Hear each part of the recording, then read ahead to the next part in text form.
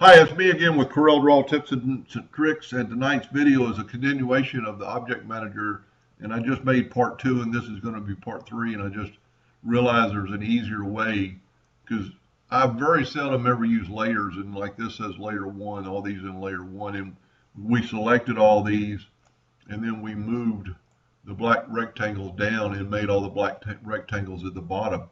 But there's probably an easier way than just moving it. You could take all these rectangles, even though they're not behind anything, you could put them to the back of a layer.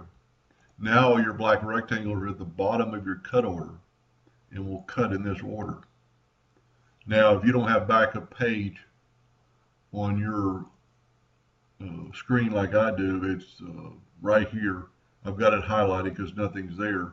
So let's highlight something and go to Object, and under Order there's Backup Page. So now we put the red triangles. But I use Backup Page so much that I have an icon, and there's my video and several videos on how to install an icon up there. But anyway, I hope that helped a little bit, and thank you for watching.